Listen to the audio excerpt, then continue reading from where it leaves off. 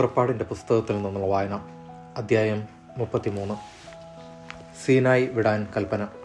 കർത്താവ് മോശയോട് കൽപ്പിച്ചു, നീയും ഈജിപ്തിൽ നിന്ന് നീ കൂട്ടിക്കൊണ്ടുവന്ന ജനവും ഇവിടെ നിന്ന് പുറപ്പെട്ട് അബ്രാഹത്തോടും ഇസഹാക്കിനോടും യാക്കോബിനോടും അവരുടെ സന്തതികൾക്കായി നൽകുമെന്ന് ഞാൻ ശപഥം ചെയ്തിട്ടുള്ള നാട്ടിലേക്ക് പോവുക. ഞാൻ നിങ്ങൾക്ക് മുമ്പേ ഒരു ദൂതനെ അയക്കും. കാനാൻകാരെയും അമോര്യരെയും ഹിത്യരെയും പെരീസ്യരെയും ഹിവ്യരെയും ജബൂസിരെയും ഞാൻ ഓടിച്ചു കളയും. തേനും പാലും ഒഴുകുന്ന നാട്ടിലേക്ക് പോകുവിൻ. ഞാൻ നിങ്ങളുടെ കൂടെ വരുന്നില്ല. വന്നാൽ നിങ്ങളുടെ ദുശാഠ്യം നിമിത്തം വഴിയിൽ വെച്ച് നിങ്ങളെ നശിപ്പിച്ചു കളയും.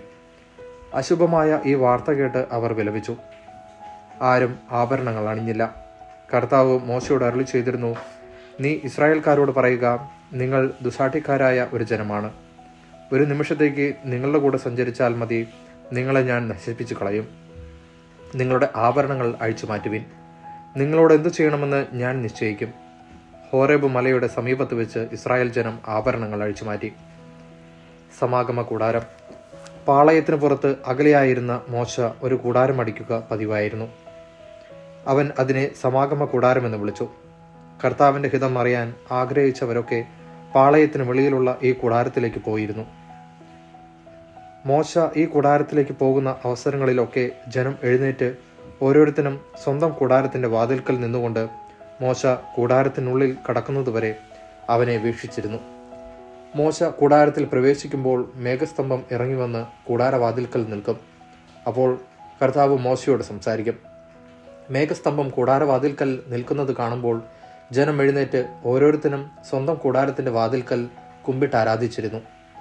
സ്നേഹിതനോടെന്ന പോലെ കർത്താവ് മോശയോട് മുഖാഭിമുഖം സംസാരിച്ചിരുന്നു.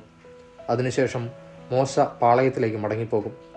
എന്നാൽ അവൻ്റെ സേവകനും നൂനിൻ്റെ പുത്രനുമായ ജോഷുവ എന്ന യുവാവ് കൂടാരത്തെ വിട്ടു പോയിരുന്നില്ല. കർത്താവ് ജനത്തോടുകൂടെ. മോശ കർത്താവിനോട് പറഞ്ഞു, ഈ ജനത്തെ നയിക്കുക എന്ന് അങ്ങ് എന്നോട് ആജ്ഞാപിക്കുന്നു. എന്നാൽ ആരെയാണ് എൻ്റെ കൂടെ അയക്കുക എന്ന് അറിയിച്ചിട്ടില്ല. എന്നിട്ടും എനിക്ക് നിന്നെ നന്നായിട്ടറിയാം. നീ എൻ്റെ പ്രീതി നേടിയിരിക്കുന്നു എന്ന് അവിടുന്ന് പറയുന്നു. അങ്ങ് എന്നിൽ സംപ്രീതനാണെങ്കിൽ അങ്ങയുടെ വഴികൾ എനിക്ക് കാണിച്ചു തരിക. അങ്ങനെ ഞാൻ അങ്ങയെ അറിയുകയും പ്രീതിപ്പെടുത്തുകയും ചെയ്യട്ടെ. ഈ ജനത അങ്ങയുടെ സ്വന്തം ജനമാണെന്ന് ഓർമ്മിച്ചാലും.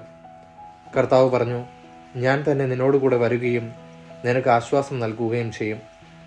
മോശ പറഞ്ഞു, അങ്ങ് ഞങ്ങളോട് കൂടെ വരികയില്ലെങ്കിൽ ഞങ്ങളെ ഇവിടെ നിന്ന് പറഞ്ഞു അയക്കരുത്.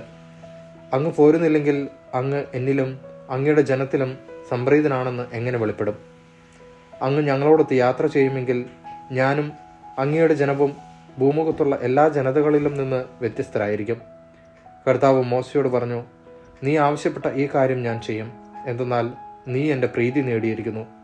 നിന്നെ എനിക്ക് നന്നായി അറിയാം. മോശ പറഞ്ഞു, അങ്ങയുടെ മഹത്വം എനിക്ക് കാണിച്ചു തരണമെന്ന് ഞാൻ അപേക്ഷിക്കുന്നു. അവിടുന്ന് അരുളി ചെയ്തു, എൻ്റെ മഹത്വം നിന്റെ മുമ്പിലൂടെ കടന്നു പോകും. കർത്താവ് എന്ന എൻ്റെ നാമം നിന്റെ മുമ്പിൽ ഞാൻ പ്രഖ്യാപിക്കുകയും ചെയ്യും. എനിക്ക് ഇഷ്ടമുള്ളവനിൽ ഞാൻ പ്രസാദിക്കും. എനിക്ക് ഇഷ്ടമുള്ളവനോട് ഞാൻ കരുണ കാണിക്കും. അവിടുന്ന് തുടർന്നു, നീ എൻ്റെ മുഖം കണ്ടുകൂടാ. എന്തെന്നാൽ എന്നെ കാണുന്ന ഒരു മനുഷ്യനും ജീവനോടെ ഇരിക്കുകയില്ല. കർത്താവ് പറഞ്ഞു, ഇതാ എൻ്റെ അടുത്തുള്ള ഈ പാറമേൽ നീ നിൽക്കുക. എൻ്റെ മഹത്വം കടന്നു പോകുമ്പോൾ നിന്നെ ഈ പാറയുടെ ഒരിടുക്കിൽ ഞാൻ നിർത്തും. ഞാൻ കടന്നു പോകുമ്പോൾ എൻ്റെ കൈകൊണ്ട് നിന്നെ മറയ്ക്കും. അതിനുശേഷം ഞാൻ കൈമാറ്റും. അപ്പോൾ നിനക്ക് എൻ്റെ പിൻഭാഗം കാണാം, എന്നാൽ എൻ്റെ മുഖം നീ കാണുകയില്ല. ദൈവവചനമാണ് നാം കേട്ടത്.